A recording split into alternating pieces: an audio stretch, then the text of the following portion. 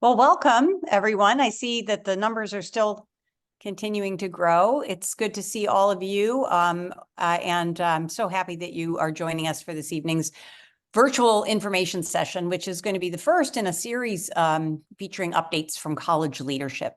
So I'm just going to kick things off by telling you a few of the exciting things that are happening on campus as we're closing out the semester.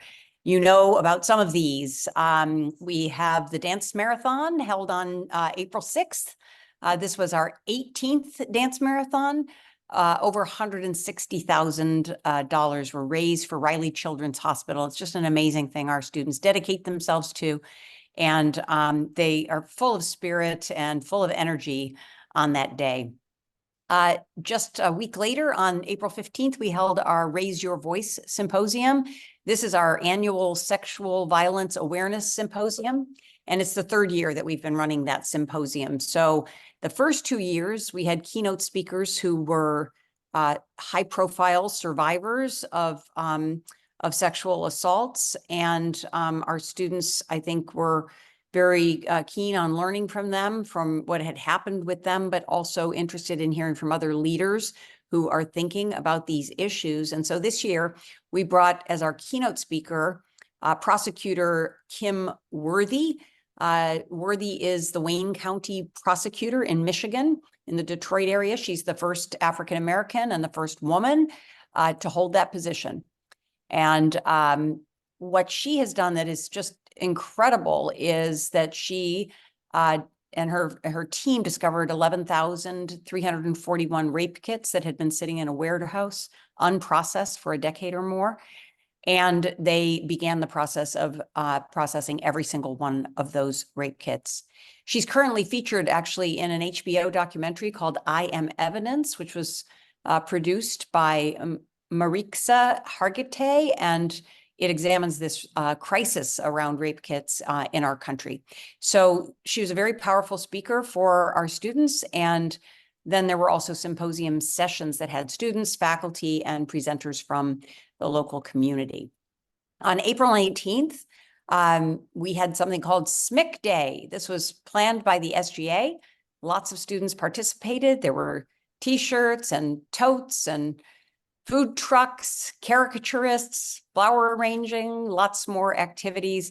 In fact, we had some really nice messages on our social media from the alumni who were kind of keeping tabs on that and who wrote to tell us that they really want one of those T-shirts. So we're excited to make those available at some point, perhaps even at reunion.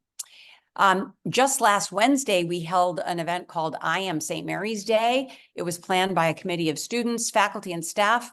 The day began with a beautiful prayer service planned by student leaders in the Center for Faith Action and Ministry. We call it CFAM. There was a scavenger hunt for bells that were hidden around on campus. We had yoga on the Lamont Green, a picnic, a lip sync contest, a showing of the Barbie movie on the big screen. And there was a 13-minute fireworks display after the movie. That was just amazing and not something that happens very often at St. Mary's.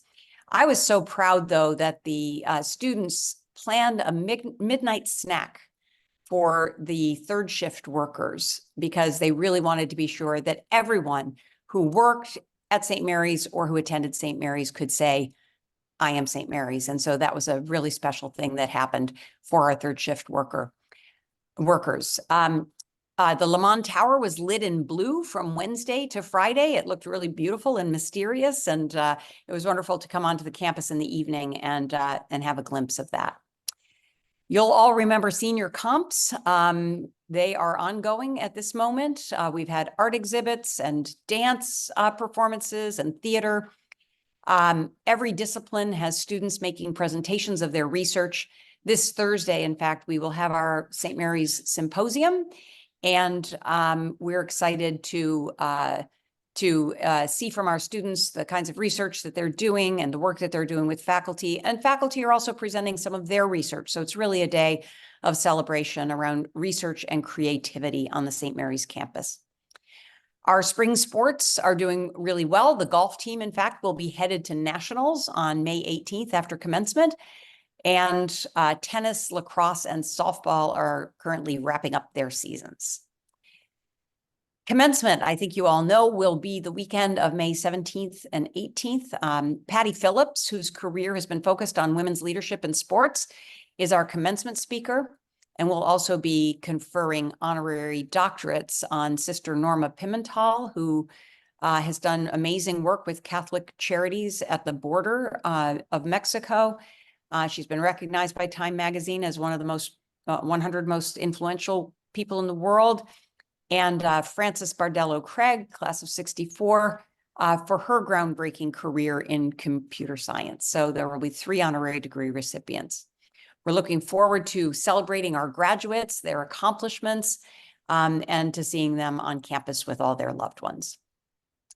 A few quick other things. Donor Challenge happened just recently. We're so grateful to our donors and really pleased with the results of our annual Donor Challenge, which was held on Wednesday, April 17th. This is our 12th year for Donor Challenge, and we set a record for funds raised during the challenge, raising more than 1.4 million from more than 2,700 donors. And then we were also especially excited about the engagement of our students this year. They led all kinds of on-campus engagement efforts on the day of the challenge. So I just want to thank everyone who participated in this wonderful community building event. A little bit about our campaign. We are in the quiet phase, really well into the quiet phase of our Ring Out, Ring True comprehensive fundraising campaign. And I'm thrilled to share that we have already raised $116 million, which will support the campaign's 3 priority areas: empowering leaders, enriching our community, and enhancing our college. We'll be sharing more about the campaign when we have an information session just like this in the fall, and we're planning to continue these information sessions. Reunion will be coming up not long after commencement, of course, and currently we have 504 registrants, which is up about 14% from this time last year. And then there are some highlights for the programming at Reunion. There will be a tour of the Sustainable Farm, the Spark Lab, which is our maker space. We'll have an open house where participants can learn about the equipment. They can make some fun items that have St. Mary's themes. There will be a tour of the Queen of Peace Cemetery where you can hear stories about the sisters who served in the Civil War. We'll have a presentation of the 50th anniversary of the W, which includes a documentary about the establishment of our program. An overview of the Avenue experience. It's our new curricular experience that we'll be implementing, and kind of a beta version this fall, but really going into the full rollout for the following year. And there will be tours of the Sisters of the Holy Cross Heritage Room. Some of you may know we purchased Bertrand Hall from the sisters 2 years ago. We've rented it back to them, but they are making plans to move their spaces out of Bertrand Hall, and the Heritage Room on the top floor of Bertrand will be available this summer. And then after that, we will be looking for a new space to celebrate the sisters and the work that they did to found the college, as well as the other work that they do in their global ministries. And then, of course, at Reunion, there will be plenty of opportunities to socialize and reconnect with classmates, with faculty and staff who may have meant a lot to graduates of the college. I wanted to mention that you should have started receiving a new digital newsletter, which is called SMC Stories. It's coming once a month to your inbox. And this newsletter will, we hope, keep our alumni more closely connected to the college. And of course, these webinars, which we intend to run periodically, perhaps even quarterly, we hope will also continue to keep you connected to the college. Now, with that, I want to introduce the 2 folks who are going to be the main speakers today to tell you about important things that are happening at the college. And the first speaker will be Lori Johnson, graduate of 1991, who is our Vice President of Student Engagement and Enrollment, and she's going to give us an enrollment outlook. So welcome, Lori. Good evening, everyone. It's so great to be here with you, and I'm thankful for Katie for that nice introduction, and Holly and Kara for organizing this and giving me a chance to share what's happening in enrollment. As Katie said, I'm a proud grad of the college, class of 1991. I spent most of the 90s actually here in South Bend, working at Notre Dame and earning a master's degree. And then I returned for what I call my second education at St. Mary's, and as a young professional worked in what was then the first year studies office, which will be familiar to lots of you. And I was there for 4 years in the early 2000s. So if for a couple of you on this call, I look familiar, it's possible I was your academic advisor back in those days. I left the college and had the great fortune of building a career in higher education and returned to St. Mary's in 2022. And I often say, who gets so lucky that their career trajectory aligns with an opening at their beloved alma mater? And I'm one of those folks who did and have been so happy to be back. My role is to lead our enrollment and student engagement strategies. And today, well, I will focus mostly on enrollment. You'll see we think of enrollment as really being about the entire student life cycle, from the time in which a young woman becomes familiar with St. Mary's College and thinks about applying, to the time in which they actually deposit, then their orientation and onboarding, and then through their co-curricular experiences. So I'm excited to share some of that with you today. If we can get to the first slide, I want to introduce you to what we know about students today. So in 2021, the college began an incredibly in-depth study of our students, and we looked at them from the time in which they became aware of St. Mary's and began to apply, to their status as an admitted student. We talked to and surveyed students who actually chose to go elsewhere from St. Mary's. We certainly talked to all of those and reached out to many of those who enrolled. We talked to students who actually came to the college and left for another place. And we certainly talked to students who persisted through graduation. And I've got to tell you, we learned a lot, a whole lot. But time is short today, so I'm going to try to summarize what we learned and share what we're doing with those learnings. So for those of you maybe who work in marketing or change management, this idea of sort of personas, of how we think about who our target audiences are, might be familiar with you. And what I have here in front of you is what I think of the 4 primary personas that came out of that research. Right. And these personas won't describe every student who ends up at St. Mary's. And really what happens is students fall or fit in or blend into a few of these different personas. But these are the findings from the research and what we learned about students by talking to students who were already interested in St. Mary's. So the first one was around exploration and meaning. And these are our students who want to make a big impact in the world. They are passionate, they are focused on justice and the common good. And we have a good number of these students across all of our academic majors and programs. And it's really interesting to see how they take that passion and that interest in justice and think about how they can combine their academic work with it. But these are also students who you'll see involved with our faith and ministry work, who are doing service work and service learning. They might be engaged with things in inclusion and belonging, or they're students leading clubs like Bells Supporting Bells, or working collaboratively with faculty and staff on things like Raise Your Voice, which Katie talked about just a few minutes ago, which is a lot of our sexual violence prevention. So that's one sort of findings from the research, right?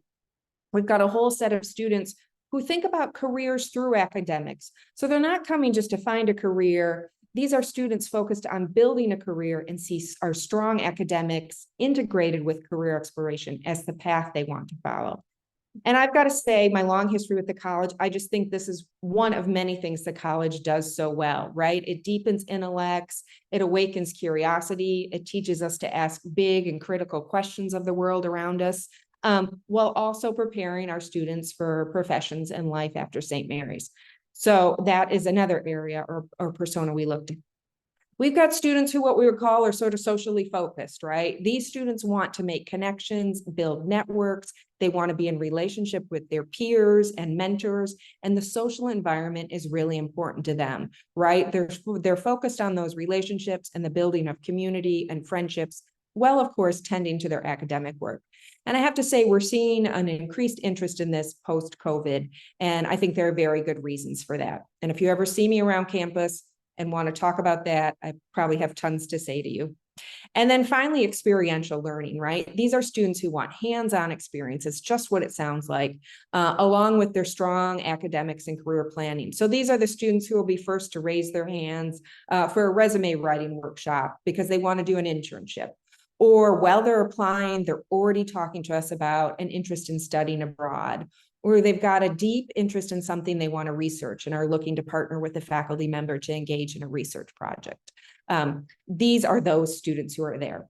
And again, I would say this doesn't describe every student who are here, but these are the large takeaways from our research.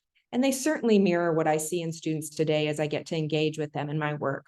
And I just, want to put a quick aside in. I just think this generation of students is really amazing. And I feel fortunate to get to work alongside with them. So if we'll advance to the next slide, I'll talk to you a little bit about now, what are we doing with all this knowledge, right? Like we learned a lot, and how is it supporting enrollment? And if you've read our strategic plan, we intend to grow, and in fact, that we are growing. But it's not easy, right? It's a very crowded marketplace in higher ed, and you've got to stand out, and you've got to have a strong value proposition that really resonates with people, right? And that's pretty important for us too. For those who are already familiar with St. Mary's, they know we have a strong reputation. Our reputation remains very strong with those who have knowledge of the college. But again, the market is pretty noisy. Students are getting lots of materials and outreach from all kinds of colleges, and more so than they would have a decade or two ago. And there are more students who will be first in their family to attend college. So they're really beginning to explore this for the first time, right? They don't have a long history of understanding of family members doing this process before. And our job in enrollment really is to break through all that noise and capture their attention, and then honestly hold on to it, right? Because there's so many distractions that students face today. And so we have two strong new strategies already in the early stages that we're enacting to help us really do this, right? To help us grow and really expand our mission by educating more students and reaching more students and making it invitational for them to be a part of this. So one of this is our new branding, and you see a beautiful sample of this here right now, right? We need to stand out. We need to tell our story in strong and compelling ways to 16 to 18-year-olds. We need them to take notice. And I would say the new materials we've pushed out in enrollment have received such good feedback, and not just from prospective students and families who just feel like it's a clear message about the value of a St. Mary's education and who we are and what we stand for. But it also has really hit nicely to folks who work in admissions. So when our admission counselors show up at a college fair, they're seeing folks they see every fall and every spring at these. And a number of those folks have come over and said, wow, these materials are great. They're going well. So we're working hard on the front to tell our story and show it in ways that meet this new market. But I would say even more impactful than the new materials is the investment we're making in redesigning the undergraduate experience. And if you read the last issue of the Alumni Magazine, you'll know we're rolling out the Avenue. Katie referred to it a few minutes too. And this is really about speaking to those things we know that are most important to students and building them a path and experiences and a roadmap really to engage in all the things that are important to them, and doing it in an intentional way and giving them partners and mentors and guides to do that. So again, that experience on building a career through your academics, thinking about the experiential opportunities you want to have, engaging in a social life and building your network and support system, taking on leadership roles. And that's what the Avenue is about. And that really is the most exciting piece to me. These are all things St. Mary's has done well over the years. Some of them we're thinking and doing in new ways.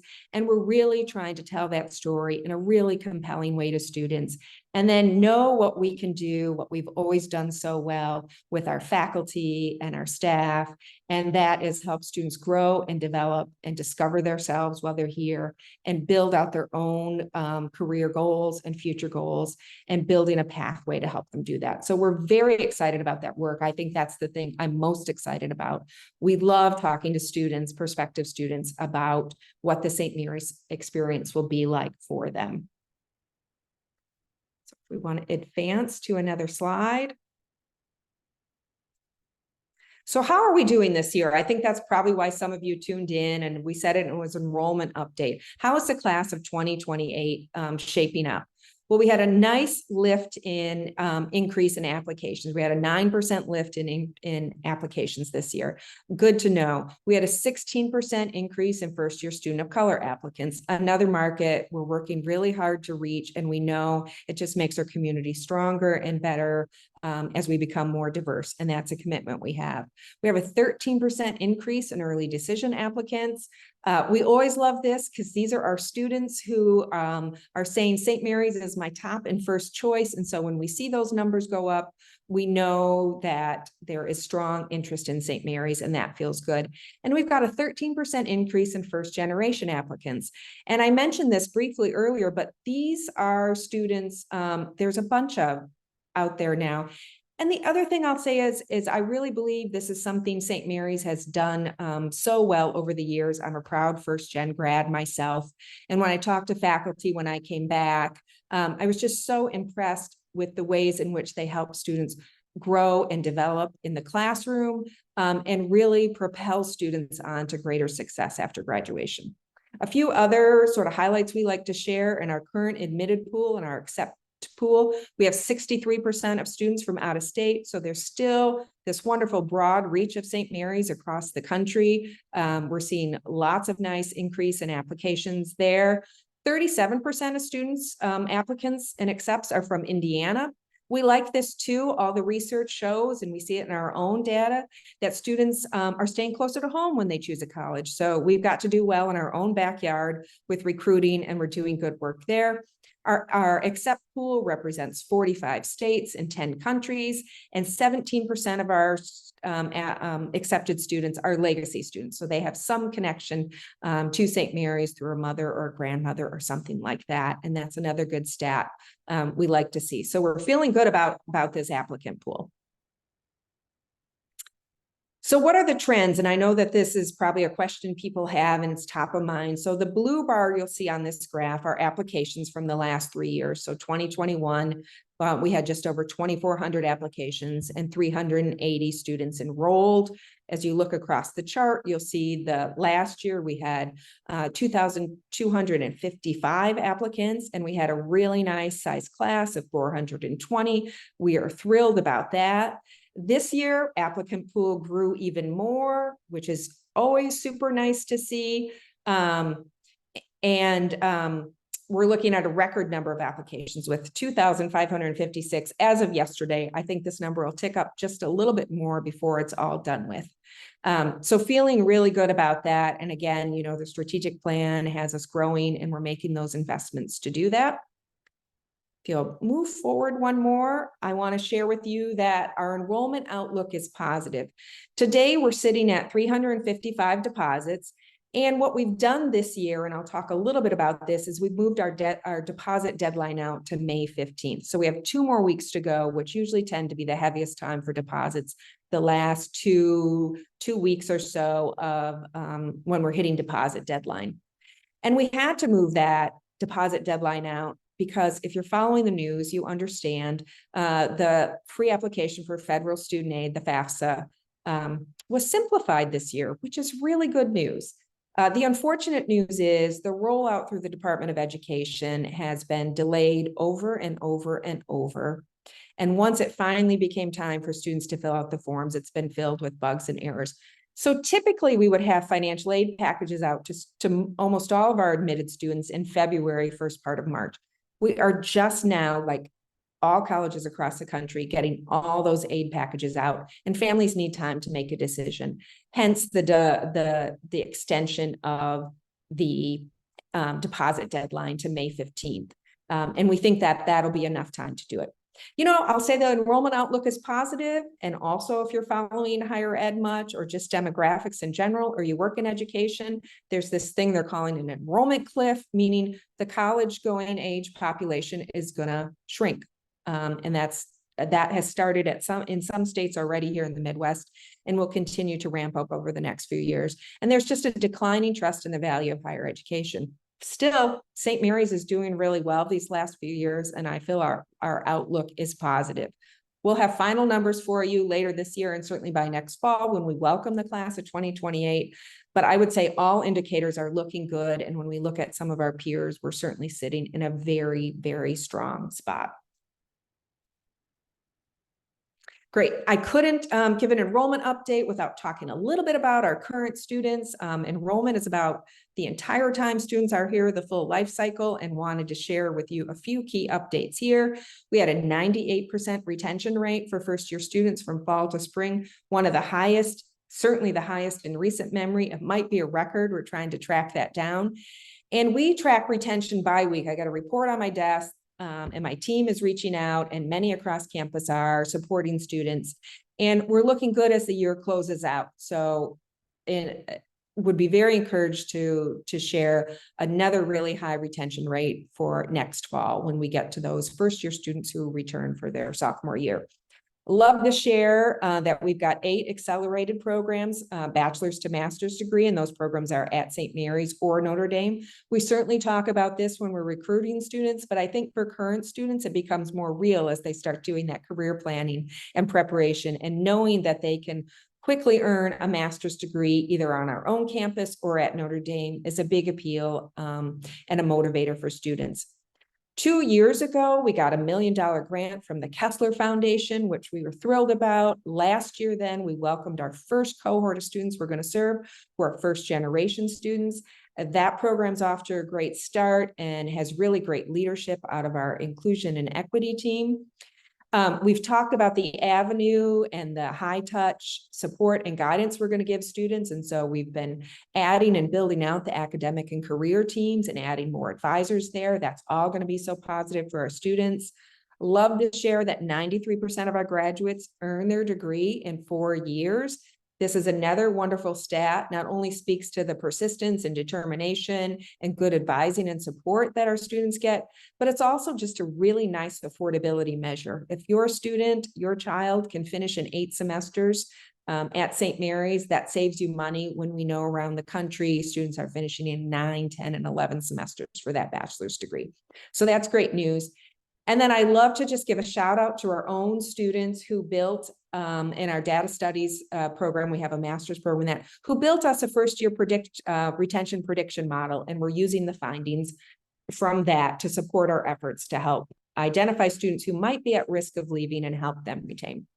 I'll close out with one thing. You know, a number of people remark sometimes about the challenging work in higher ed right now. I mentioned a few things we're facing, certainly on the enrollment front with an enrollment cliff and a FAFSA rollout debacle and more. And they often ask me how my team and I are managing. And I do just want to say I have a wonderful team.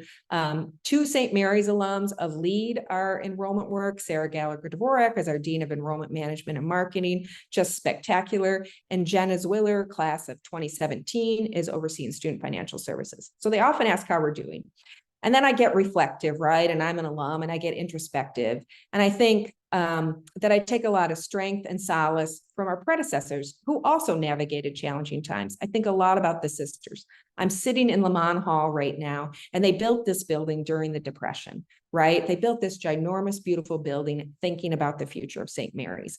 St. Mary's and the leadership navigated and survived the movement to co-ed higher education when we saw lots of women's colleges, in particular Catholic women's colleges, close. There was the merger, non-merger with Notre Dame, and so much more. So I feel like we stand on the shoulders and the legacy of their great work. And we're also bringing all the tools and talents of the modern day to our work. And that is taking a serious research and analytical approach to enrollment, while also promoting what makes St. Mary's so special and still so relevant to a new audience. And of course, we're working hard because that's always a piece of it. You know, it's challenging work, it's rewarding work, and we're thankful for what alums do to help with the enrollment work. And I like to think that together we can continue to build a very long tradition of educating and empowering women to make a difference in the world. And on that nod to the mission and the history of the college, I'm going to turn it over to my wonderful colleague, Dr. Julianne Wallace, to really give you a strong sense of what's happening in mission today. Thank you. Thank you so much, Lori. It's such a joy to have colleagues that are steeped in the St. Mary's history and mission and tradition. And I'm grateful for the whole executive team and especially those voices that are just so embedded in the DNA of St. Mary's. My name is Julianne Wallace. I am actually on the cusp of concluding my second academic year here. I came to St. Mary's in the Holy Cross Charism by way of Franciscan higher education. I was in Franciscan higher education for many years before I came to St. Mary's. And actually my intro into the charism of the Holy Cross and the Sisters of the Holy Cross was by joining their Loretto community during the pandemic. It was the first time I had ever even known of the name of the Sisters of the Holy Cross. And there was something about worshiping with them that told my spirit I needed to be where they were. So I'm very excited to be here now. I also had the gift of working with the Holy Cross priests and brothers for a year doing mission work for them as well. So I'm just really excited to be at St. Mary's College and to share with you tonight a few updates from the Division for Mission. So let's go ahead and advance to the next slide. Tonight, I'm going to share with you about really the two components of the Division for Mission. First, the Center for Faith, Action, and Ministry, and then I'll share a little bit about the Center for the Study of Spirituality. I want to first highlight the Center for Faith, Action, and Ministry, and I thought this would be a great slide to start on, especially for our recent graduates. This may seem like something really new to you, and that's because it's new to all of us. When I arrived 2 years ago, we had a wonderful Office of the Common Good, a wonderful Office of the Campus Ministry, and a sustainable farm. And they were 3 independent offices, often doing their own things, often doing very similar things at the same time on different sides of campus. So one of the first things that I did is brought together all 3 of these offices into one team, which we entitled the Center for Faith, Action, and Ministry. And I am so proud. We're 1 year into it now, and it's just been remarkable, the success of all the team members who are committed and who really took a leap of faith to join in this new vision for student-centered ministry, justice, and spiritual life on campus. One highlight that I think students have just latched onto and loved this year is that second row that you see, that second row of circles. And you might, when you were at St. Mary's, if you're an alum, you might know that normally we would have 1 full-time priest. And one of the changes of the reorg is that students wanted more priests on campus. So in order to do that, we decided to bring several priests on campus at a smaller number of hours each week. So we have these 4 Catholic priest chaplains, and it's kind of like a good joke. We've got a Dominican, we've got a Holy Cross priest, we've got a Jesuit, and we've got a Carmelite. And each one says a weekly mass, a daily mass in one of the residence halls. So like Father Matt Cortese, the Jesuit, he's always doing the Monday mass in Holy Cross Hall. And then each one will rotate a Sunday mass. In addition, they are doing office hours in the Student Center. You'll see a picture of their little office in a minute. They hear confession, they do spiritual guidance, and really they just hang out with students. And students have just appreciated having a variety of priests to go to. I actually ran into one student yesterday who she said she made it her mission this year to make sure she got to know each of the Catholic priests, even though one just didn't mesh with her schedule at all. She went out of her way because she wanted to know each one of them. And we're finding that students are finding a priest that connects with their own passions and their own expressions of spirituality and spiritual life. So that's really working well for our students. I also want to say, not pictured here are the 6 Sisters of the Holy Cross that are volunteering with CFAM and doing spiritual direction and spiritual guidance. One thing that we are seeing with incoming classes is the need for spiritual health and spiritual counseling is just skyrocketing in a way that our full-time staff and even our priest chaplains could not handle the demand at the beginning of this year. So once we realized 2 weeks in that we didn't have the capacity, Nicole Abadi, our director, went to the Sisters of the Holy Cross and asked if any of them would like to volunteer some time. And we're very proud to say we have sister office hours now. We have this big sign that says the sister is in. And when the sister is in the student center, you can see that and students can go and just drop in, or they can schedule an appointment with a sister. There is one position, you'll see that coming soon. We are still in the hunt for a assistant director of spiritual life. This is a position that is liturgy, small faith groups, retreats, etc. So please pray for us as we continue to find our person for that position. We will go to the next slide, please. I already told you. So we're entering into the Center for Faith Action and Ministry world. Next slide. So this is a little bit where the action happens. You'll see the CFAM Ministry Resource Room. This is on the first floor of the Student Center, like right across from the banks. And this is where all of the chaplains and sisters do their appointments. And one of our small faith groups meets, our Greek group that meets weekly also meets in the CFAM Resource Room because it's a little smaller, more intimate space. There you've got a couple of different flyers that highlight the different opportunities for spiritual guidance. And then you can see the CFAM Common Good Lounge, which is empty there, but it usually isn't empty. It's usually bustling with students and just hanging out, studying. Sometimes they'll get their food from Noble Family Dining and bring it up and eat with their friends. So this just kind of displays what the environment is looking like at the Student Center. Go to the next slide, please. I'm really excited to share with you that in March, Bishop Rhodes came and we celebrated 4 confirmations. So 4 women who had not yet celebrated the sacrament of confirmation and expressed that desire, went through an education process, and they were confirmed by Bishop Rhodes. And then just a few weeks later, we actually brought one person into full communion with the church on Divine Mercy Sunday. So our RCIA programs are really flourishing on campus, and we're excited to continue that. And we're also excited to welcome Bishop Rhodes back to campus for our commencement mass in just about 2 weeks. Next slide, please. I feel like Vanna White. Thank you very much for continuing to advance the slides. I'm really excited to share with you all that you probably know as part of the Regina refresh, the chapel was converted into a beautiful, beautiful lecture hall. And over this break, we had a ministry assistant work with Residence Life to create a smaller chapel in Regina North. So you see pictures of it here.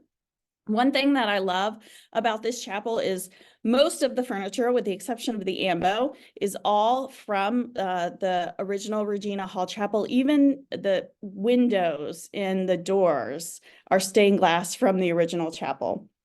And the ambo, we couldn't find it. We have now located it, and we're in the process of getting it back as well. But we kind of, it ended up in the library. So we've got to do a little bit of work. It's holding something special. So we to be continued. And maybe when you come back for reunion, you can visit the Regina North Chapel.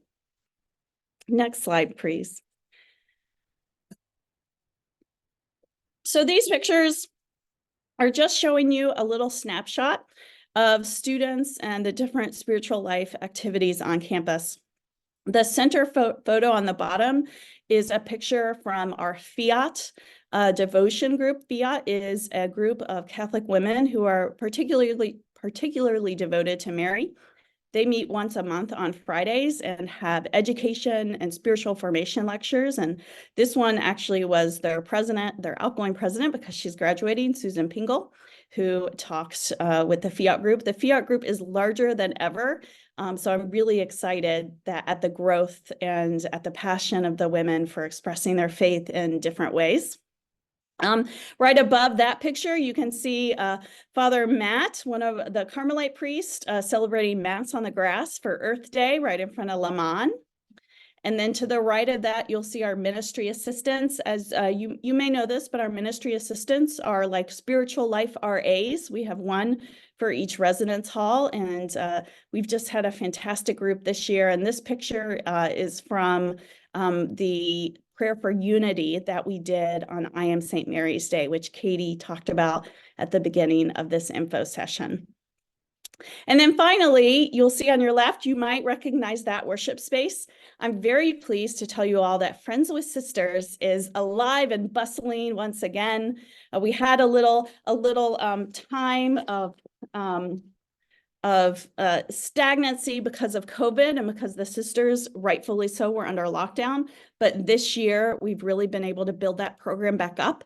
And this blessing actually was a blessing for our seniors who had a sister. They're 4 years here, and they're standing with their sister, and they're being blessed by the whole Sisters of the Holy Cross community at the 10:30 a.m. Sunday Mass there. So it was a really special moment and a really proud moment, because we really have been trying to build back the Friends with Sisters program. And it looks a little different than it may have in your time at St. Mary's if you had a sister friend, but it's new and invigorated, and we're excited to continue growing that program. Next slide, please. One thing that's new about the Center for Faith Action and Ministry is the amazing amount of small groups that are happening on campus right now. One of the kind of challenges I set down for this new group is that there would be lots of different entry points for any student wishing to explore any area of faith. And this center flyer, this Jesus Jam, is probably our most popular small group. In fact, they met last night for the last time, and they had quite the celebration. This is a scripture study led by our ecumenical minister, Carrie Bodisher, and this small group has had to change rooms 3 different times because they kept growing out of their room. So it's just a really popular way for students to come together in a relaxed atmosphere and learn about scripture and share stories and share how they're reflecting on different scripture passages throughout their life. 2 other small groups here. These are 2 out of many. Throughout the year, we had, actually, at the very beginning of the year, we had 2 of our CFAM student leaders who were really interested in interfaith dialogue and exploring what it's like to sit down and talk about other faiths and learn about other faiths in a respectful way that fosters dialogue and understanding. And so they created this interfaith dialogues groups that met on Fridays during the semester. And it was a very successful group. I'm really proud of those students for taking the initiative on to do something like that. And then one of our more popular groups is our Worship Mondays. This is a praise and worship time where students get together in a little worship circle and they make all kinds of music and fun. If you follow the CFRAM Instagram account, which I'll give you in a few minutes, you can actually see some of the videos that they record when they're doing the praise and worship. And this is just one instance of praise and worship, the Worship Mondays that happen at McCandless. We also do a special praise and worship with adoration called The Garden in Holy Spirit Chapel on Thursday night. So lots of different ways to plug into spiritual ministry and the sharing and exploring of spiritual identity on campus. Really exciting. Next slide, please. Another exciting, I'm saying exciting too much, I'm so sorry, but this was pretty exciting. We had our first retreat since COVID. You know, it was really hard to recover and think about what does it look like in a post-COVID world, getting students to commit to going away for a weekend and spending a weekend exploring God, exploring their identity. And I just was amazed by the spirit of the spring retreat. 40 women came together to explore encountering God's beauty in their lives and in the lives of creation around them and in the lives of others. And if we go to the next slide, you'll see this wonderful testimonial from one of our students where she said, God is alive on our campus and in the women at St. Mary's. It is easy to look at all the division and hardship over the past few months and forget or neglect to look at the light. Watching 40 women worship the Lord, come to know the Lord, and abide with each other was such a gift. I know the Lord is moving in people's hearts, and I am grateful for an opportunity to see that firsthand. So this was a remarkable experience, and we hope to continue growing our retreat program. Now, another wonderful first after COVID was we are bringing our mission and service trips back. They will now be called SPES service or SPES experiences, SPES meaning hope experiences. And in the fall, our Assistant Director for Justice and Solidarity, Dr. Sarah Knights, took 4 students to Andre House in Phoenix, Arizona. And Andre House is a partner, Holy Cross Ministry partner. And one of them, one of the women in these pictures, if you look at the picture all the way on the right, the woman who is all the way on the left, I know that's confusing. She enjoyed her time at Andre House so much that she's graduating and she's going to become a full-time volunteer at Andre House for next year. So that's exactly what we want to see from these SPES service experiences, that students go out into the world, whether it's in downtown South Bend, in Arizona, or maybe hopefully in international countries where our Sisters of the Holy Cross are, and see how they can contribute and give back to the world. Next slide. This is another testimonial from that trip. And what I love about this is one of the jobs at St. Andre House is being the porter, which if you know St. Andre Bessette was the porter, the doorman for the monastery that he worked at in Toronto. And I love this testimonial because she's saying that she greatly enjoyed being the porter because she loved talking with and getting to know guests on a personal level. She was able to have truly important conversations, witness the dignity of every person, and encounter Christ through these interactions she would have of letting people in and out. So we'll plan to do more of these service experiences going out into the world next year. We have 4 planned, but we also are aware that service begins right here on campus and in our local South Bend community. So next slide, we'll move into our Beyond the Bell service program. And this is where we do different services in the greater South Bend, Mishawaka area.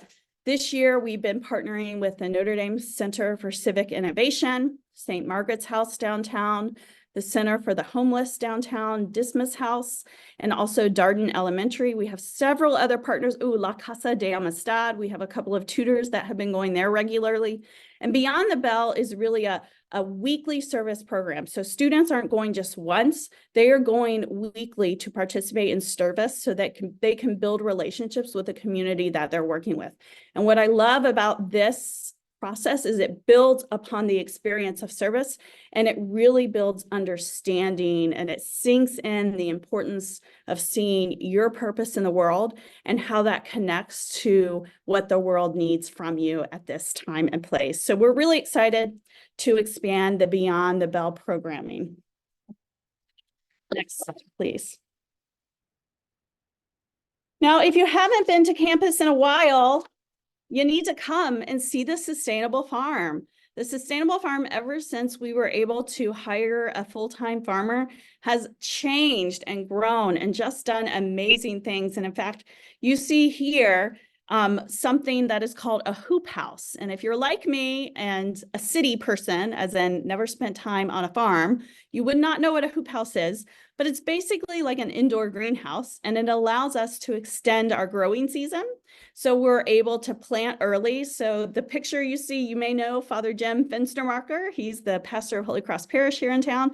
Just last Thursday, he blessed our hoop house, which was generously donated by the Sisters of the Holy Cross. And you can see we've already got plants growing in there. And as soon as it gets warm enough outside, we'll begin transplanting those onto the outside part of our farm. And you may be wondering where all the food goes to. And the first fruits of the farm actually go to a free farmers market that we run in downtown South Bend every Thursday during the summer. This market is called the Veggies on Main, and anyone can come and get anything they would like.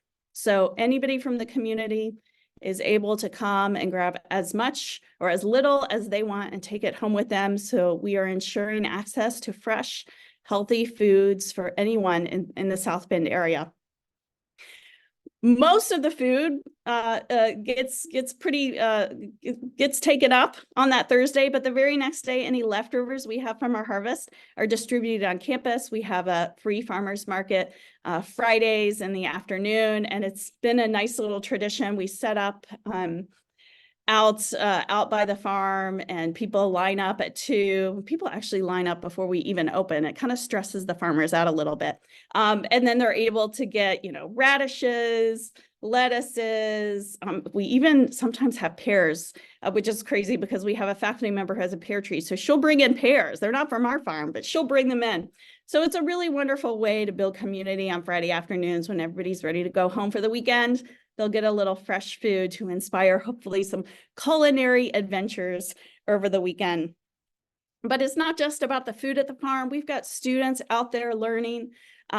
Classes go to the farm often. In fact, we have a dye garden, and one of our professors grows different flowers and then teaches the students how to harvest those flowers to make dyes for a textile dyeing class. And that's just one example of the academic endeavors that are going on the farm.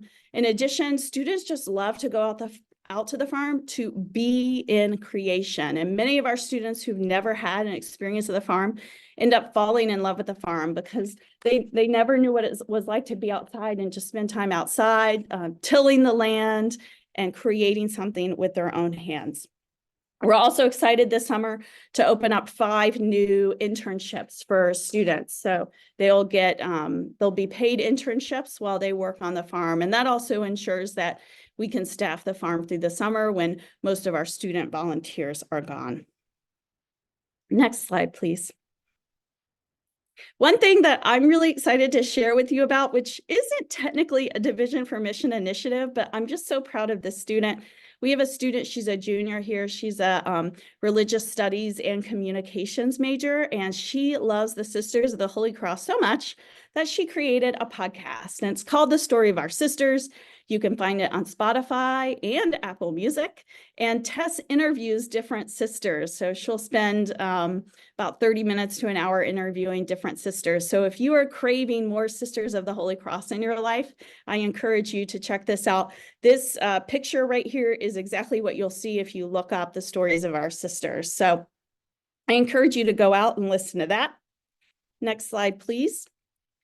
Another exciting development over last summer, was that we had a donor approach us who wanted to honor the memory of Joyce Hank, who was an artist and a graduate of St. Mary's College.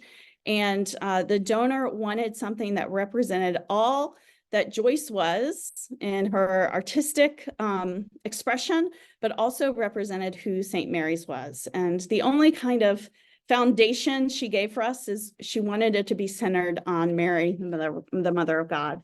So we contracted a local artist here in South Bend who created this beautiful icon-like depiction of Mary and the St. Mary's community. And if you're coming to Reunion this summer, we'll actually do a Visio Divina, a sacred prayer around this painting, and we'll walk through the painting together and its symbolism. It's called Empowering Women. This sits at the very entrance of the Center for Faith, Action, and Ministry, and every student who goes into CFAM passes it. And I love that every student can look at this painting and see themselves somehow represented. And this painting is just a real gift to our community, especially the Center for Faith, Action, and Ministry. Now, this will be the last slide. Next slide. This is the last slide of the CFAM portion, and then I'll go to the Center for Study of Spirituality. But if you are on Instagram, you should follow CFAM because there is just some amazing things happening. If you're wondering about spiritual life at St. Mary's and what students are involved in and what they're doing, following us on Instagram is a great way. We've also got some really fun interviews with our priest chaplains, and I would just encourage you to check out what's going on at CFAM.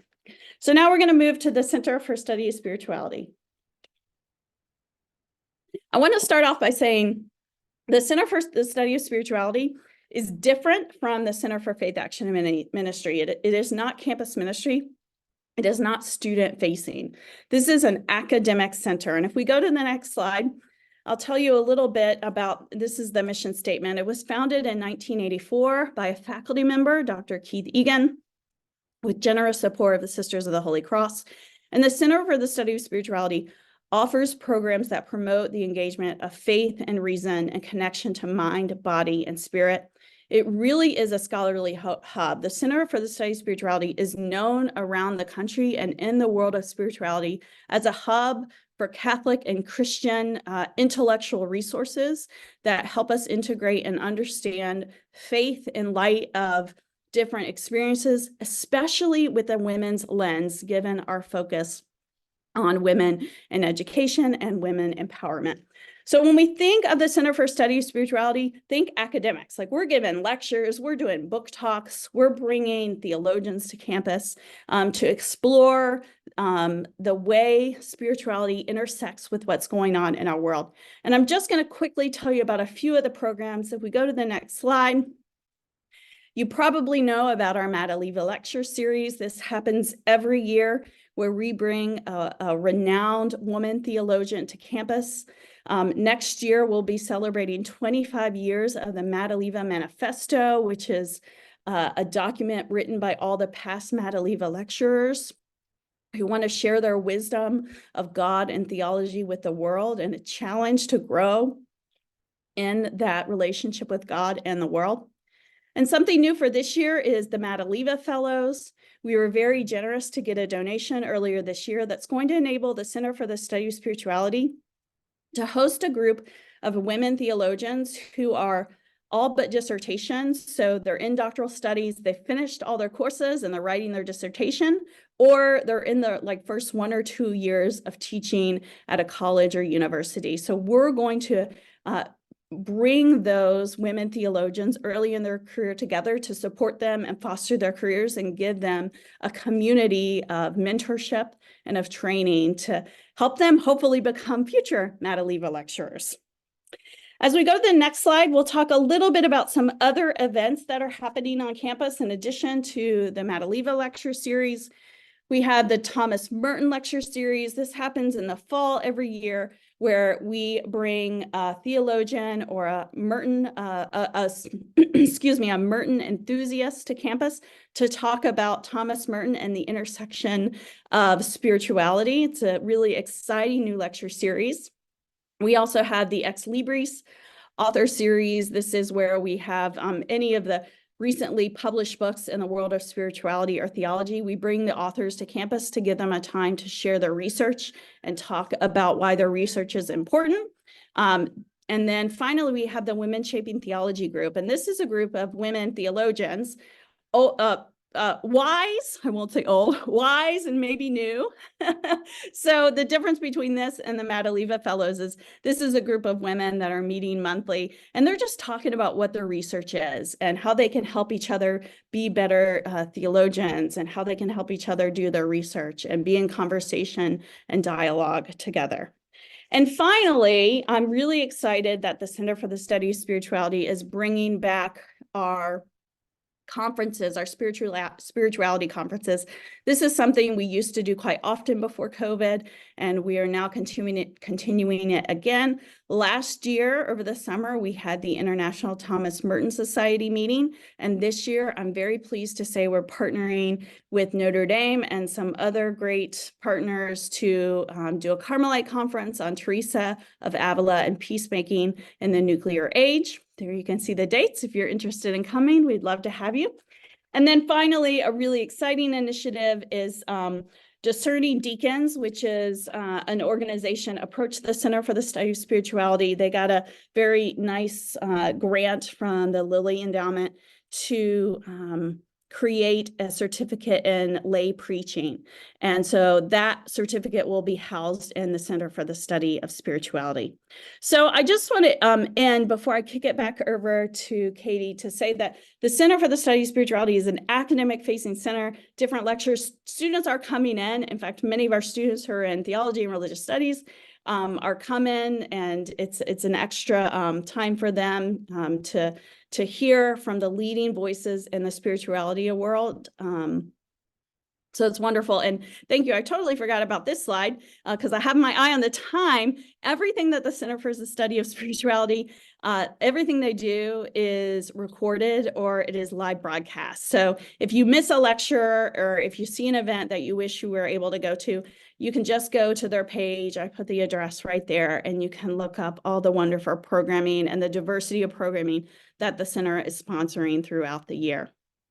So that's just a little few things that are going on in the division for mission. We'll be growing even more next year. In addition to celebrating the second year of CFAM, we're going to be celebrating 40 years of the Center for the Study of Spirituality. So we've got some exciting things planned, and I encourage you to be on the lookout for some pretty amazing things coming up.